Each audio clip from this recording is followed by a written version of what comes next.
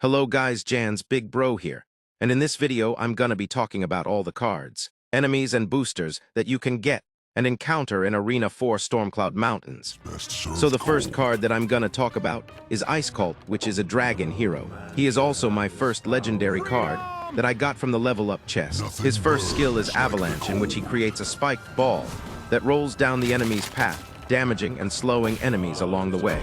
Additionally, his basic attacks also slows down enemies and deal AoE damage. His second skill is Ice Peak. When used, he creates ice spikes around the zone of his target, dealing damage over time. His third skill is Frost Breath, which is basically a more powerful version of his basic attack Slow. Take note that this does not do any damage. Finally, his last skill, which is an offensive one. This freezes every single one of your opponent's units, making them vulnerable when they're in the middle of a fight, and the opponent's creeps will also go through them. Next, we have the Thunderbolt spell, which is one of the best spells in the game. This spell not only deals damage to the enemy, but also stun them with each strike. Up next, we have the hero, Ingvar Bearclaw. This hero don't have any way of dealing with air units, but more than makes up for it with his high damaging skills and survivability. And now we're gonna talk about his skills. First skill, which is Viking Rage, lets him deal AoE damage to surrounding enemies by spinning his axe. He also has a summoning skill called Ancestor Call, in which he summons 2 ghost Vikings.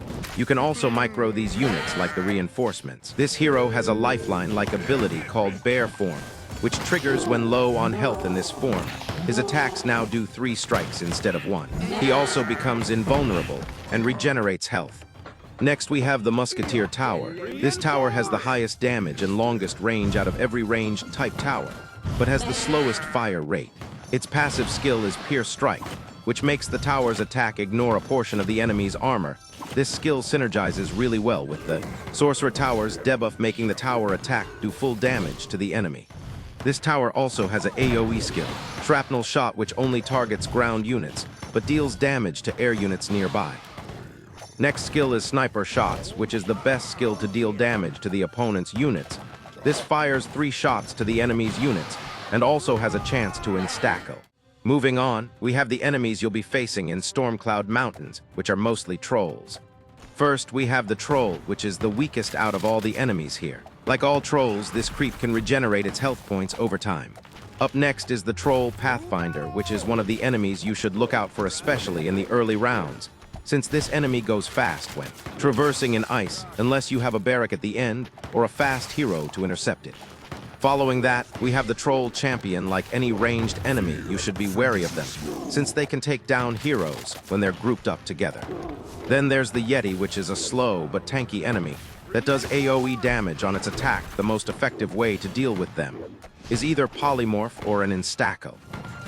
After that, we have the Winter Wolf, which is a fast-moving enemy unit that also has magic resistance.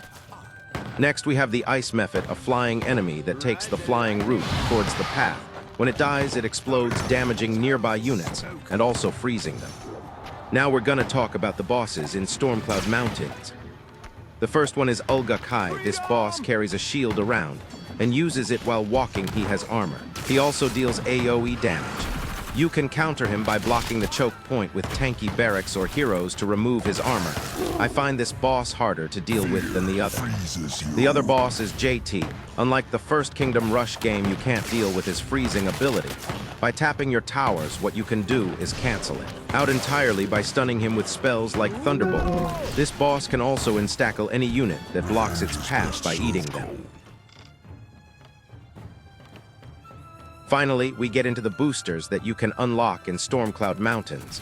What this booster does is that it freezes the opponent's units. Not only does it slow down its movement, but it also slows down its attack speed. With each level, this booster habit affects more and more units. Then we have the Blizzard Booster, which is the best at disabling the opponent's towers, up to 3 towers at Maz level. Best paired with Glacial Druid or Dwarf, since those can disable towers as well. And finally, we have the Trollzerker. This booster spawns a more powerful version of the Troll Champion in the opponent's path. It also has armor, and with each level, it increases its health and damage. If you made it this far, make sure to like, comment, or subscribe. And thanks so much for watching my video. This is longer than the usual shorts version of these series, since there are so many topics to cover anyway. Enjoy the rest of the gameplay.